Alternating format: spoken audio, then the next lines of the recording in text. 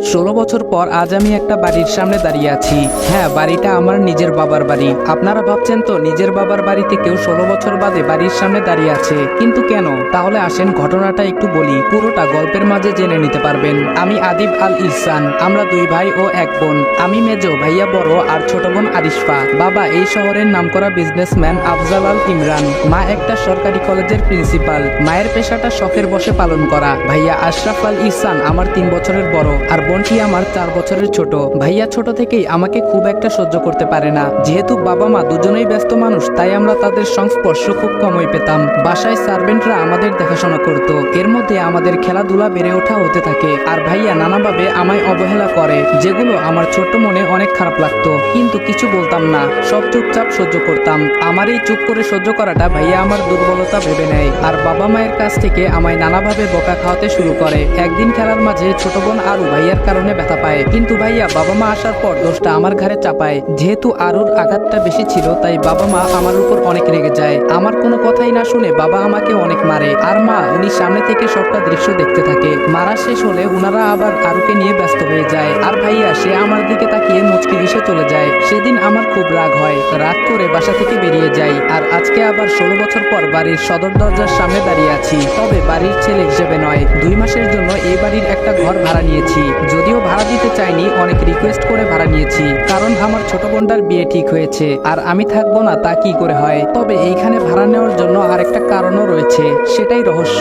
আমি calling bell চাপতেই একজন ভদ্রমহিলা দরজা খুলে দিলেন। আমার বুঝতে বাকি রইল না ইনি আমার মা। খুব ইচ্ছে করছে মাকে জড়িয়ে ধরি, কিন্তু না, আমার ভিতরে অনেক অভিমান জমে আছে। এত সহজে তা ভুলে যাই কি করে? আমার কাজের জন্য চাইলে অন্য বাড়ি ভাড়া নিতে পারতাম, কিন্তু ছোট বোনটার জন্য বারবার মন বলছে এই বাড়িতেই থাকবো। মা বলল, কে তুমি বাবা, কাকে চাও? আমি বললাম, আমি রাজ। আসলে আন্টি, মিজান সাহেব আমার জন্য এই বাড়িতে 2 মাসের জন্য একটা ঘর চেয়েছেন।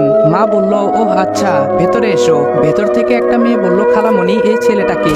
মা বলল, কে এই ছেলেটা? ও আমাদের বাড়িতে 2 মাসের জন্য থাকবে। বুঝতে পারলাম উনি আমার খালাতো বোন, ইশিতা জামান ইশি। ভ্রু কুচকে আমার দিকে তাকিয়ে কোথায় যেন চলে গেল। ওনার পরিচয়টা একটু দিয়ে নেই, উনি আমার খালামণির মেয়ে ইশিতা জামান। আমি যখন এই বাড়িতে ছিলাম তখন খালামণিরা আমেরিকায় ছিলেন, কখন দেশে এসেছেন কে জানে। যাই হোক, বাদ দিন, আমরা সামনে এগোই। মা বলল, আরু, এই আরু। আরু বলল, বলো আম্মু। আম্মু বলল, এই যে ওর নাম রাজ, 2 মাস আমাদের বাড়িতে থাকবে, ওকে ওর ঘরটা দেখিয়ে দিয়ে আয়। আরুও আমার দিকে ভ্রু কুচকে তাকিয়ে আছে। বুঝলাম না আমি কি এলিয়েন নাকি। আরু বলল, চলুন ভাইয়া, 2 তলার বিশাল রুমে আমার থাকার ব্যবস্থা করা হয়েছে। আরু বলল, এটাই আপনার রুম, থাকুন, আমি গেলাম। আমি বললাম, আচ্ছা। রুমটা ঘুরে দেখতে লাগলাম। রুমটা আমার না। অনেক ইচ্ছা হচ্ছিল নিজের রুমটায় যাওয়ার, কিন্তু সেটা তো সম্ভব না। বসে বসে এসব ভাবছি, তখনই মা আসলেন আমার রুমে। মা বলল, বাবা আসবো? আমি বললাম, আসুন, জিজ্ঞেস করার কি আছে। মা বলল, তুমি তো এখানে একাই থাকবে তাই না? আমি বললাম, জি। মা বলল, ঠিক আছে বাবা, তাহলে তুমি আর ভাড়াটিয়া হয়ে থাকার দরকার নেই,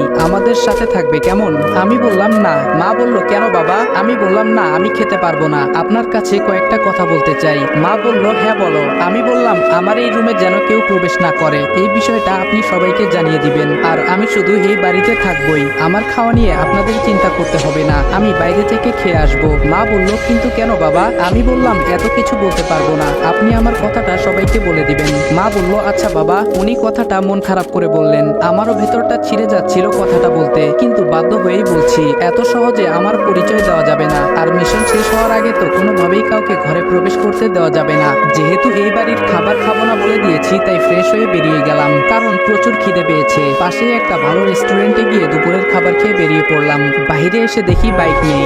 আমার বাইক কোথায় গেল? আজব তো। হঠাৎ মেয়েলি কণ্ঠে কেউ বলে উঠলো, বাইক খুঁজতেছেন? তাকিয়ে দেখি এ তো ইসি। সে এইখানে কি করছে? আর আমি বাইক খুঁজতেছি, সে বা জানলো কিভাবে? মনে হয় অনেকক্ষণ থেকে এখানে দাঁড়িয়েছিল, কিন্তু আমি আসার সময় তো ও ছিল না। আমার ভাবনার মাঝে আবার ধমক দিয়ে বলল, হা করে কি ভাবছেন? আপনার বাইক পুলিশের ভ্যানে করে নিয়ে গেছে। আমি বললাম, কি? আমার বাইক কেন পুলিশ নেবে? ইসি বলল, আমায় কেন জিজ্ঞেস করছেন? সেটা থানায় গিয়ে পুলিশকে জিজ্ঞেস করুন, যত সব। এই বলে পাশ কাটিয়ে চলে গেল। আমি ক্যাবলাকান্তের মতো এখানে দাঁড়িয়ে আছি, আর হা করে ওকে দেখছি। কি মায়াবী একটা মেয়ে, যেন আসমানের পরী, কিন্তু ব্যবহার শাকচুনির থেকেও বাজে। ভাবতে ভাবতে হঠাৎ ভোর কাটলো সামনে দিয়ে যাওয়া একটা গাড়ির হর্নের শব্দে। হঠাৎ মনে হলো আমার বাইকটার কথা, তাই একটা রিক্সা ডেকে বললাম, এই মামা যাবেন? মামা বলল, হ জামু। কই যাইবেন? আমি বললাম, থানায়। মামা বলল, ভাড়া কিন্তু 50 টাকা দিবেন। আমি বললাম, আচ্ছা চলেন। আমাদের যাদের সামর্থ্য আছে তাদের কাছে আমার রিকোয়েস্ট, প্লিজ এই রিক্সা অটো ড্রাইভাররা বেশি দাবি করলে তাদের সাথে বাজে ব্যবহার করবেন না, কারণ তারা আমার আপনার মতো 10 তলা বাড়ি বানাতে চায় না, তারা দুবেলা পেট পুড়ে খেতে চায়। থানার সামনে গাড়ি থামতেই নেমে ভাড়াটা মিটিয়ে থানার ভেতরে ঢুকে গেলাম। কনস্টেবল বলল কাকে চাই, আমি বললাম ওসি সাহেব কোথায়। কনস্টেবল বলল স্যারকে কি দরকার, আমায় বলুন যা বলবেন। বুঝলাম কথা বাড়িয়ে লাভ নেই, এতে আমারই সমস্যা হতে পারে, তাই পকেটে কিছু গুজে দিয়ে বাইকটা নিয়ে চলে এলাম। পুলিশের ঝামেলা পেরিয়ে আসতে আসতে প্রায় সন্ধে হয়ে গেল, তাই বাসার উদ্দেশ্যে রওনা হলাম। কাল থেকে কাজে লেগে পড়বো। হঠাৎ পুরুষ কণ্ঠে কেউ বলে উঠলো দাঁড়াও। চেয়ে দেখলাম একজন ভদ্রলোক সোফায় বসে আছেন, সাথে একটি ছেলে। বুঝতে বাকি নেই উনি আমার বাবা। বাবা বলল তুমি নিশ্চয়ই রাজ। আমি বললাম জি। বাবা বলল আমি আফজাল আল ইমরান, এই বাড়ির মালিক। তার মানে মিজান তোমার জন্য 2 মাস একটা ঘর চেয়েছে। আমি বললাম জি। বাবা বলল তুমি আমায় আঙ্কেল বলতে পারো, ভয় পাবার কিছু নেই, আমি তোমার বাবার মতোই। কথাটা শুনে কলিজাটা কেমন যেন করে উঠলো। হবে নাই বা কেন, নিজের বাবা বলছে উনি নাকি আমার বাবার মতো। যাই হোক, এসব ভেবে লাভ নেই, আমাকে আমার লক্ষ্য থেকে সরে যাওয়া যাবে না, কিছুতেই আমি দুর্বল হব না। বাবা বলল এই হলো আমার ছেলে আশরাফ আল ইরফান। আমি বললাম আসসালামু আলাইকুম। ভাইয়া বলল ওয়ালাইকুম আসসালাম। তখনই একটা ফোন আসায় ভাইয়া বেরিয়ে চলে গেল। বাবা বলল তা রাজ, আমি শুনলাম তুমি নাকি তোমার আন্টিকে কিছু শর্তের কথা বলেছো। আমি বললাম না আঙ্কেল।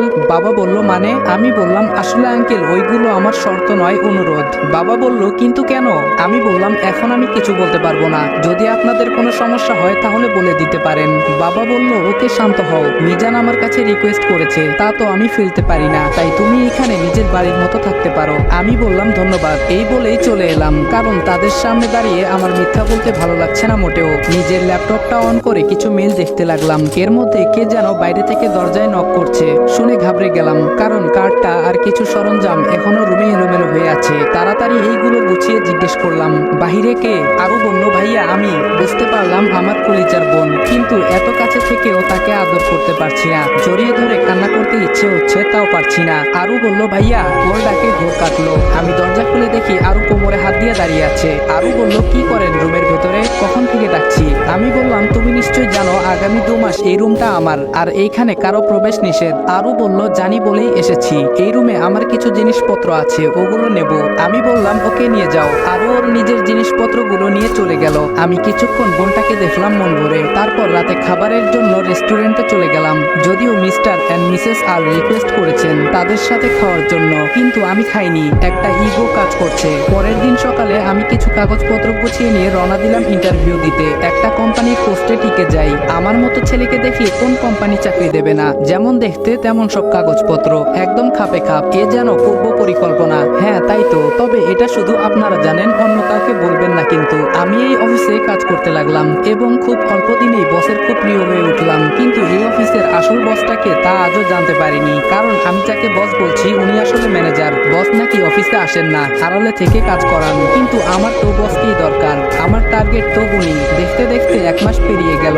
আমি আমার মিশন অনুযায়ী কাজ করতে লাগলাম। মিশনটা অনেক জটিল, যেটার ফুল ডিটেলস গল্পে দিতে গেলে গল্পই এলোপাথারি হয়ে যাবে। এই 1 মাসে আমি অনেক তথ্য ইনফরমেশন বের করেছি, যেগুলো আমার মিশনে কাজে লাগে, কিন্তু কোনোভাবে অফিসের বসের কাছে পৌঁছতে পারিনি। এমনকি জানতে পর্যন্ত পারিনি বসের নামটা কি। যিনি আমার বস অর্থাৎ ম্যানেজার, উনি নিজেও নাকি বসকে চিনে না। কি মুশকিল বলুন তো। আজ অফিস থেকে বাড়ি ফিরে দেখি বাড়ি ভর্তি মেহমান বসে আছে। বাবা মা ভাইয়া ওনাদের সাথে কথা বলছে, আপ্যায়ন করছে। মেহমানদের মধ্যে একজন পুরুষ আর একজন মহিলা, আর আমার বয়সী একটা সুদর্শন ছেলে বসে আছে। দেখে বোঝাই যাচ্ছে বিয়ের সম্বন্ধ নিয়ে কথা চলছে। তারপরেই আমার মনে হলো আরে আমার বোনের বিয়ের কথা হচ্ছে মনে হয়, এজন্যই ওনারা এসেছেন। তাই পাশ কাটিয়ে উপরে চলে যাচ্ছিলাম, পেছন থেকে এক ভদ্রলোক বলে উঠলেন মিস্টার আল, এই ছেলেটাকে তো চিনলাম না। বাবা আমাকে কাছে ডাকলেন। বাবা বললেন রাজ এদিকে আসো। এই হলো রাজ, আমাদের বাড়িতে 2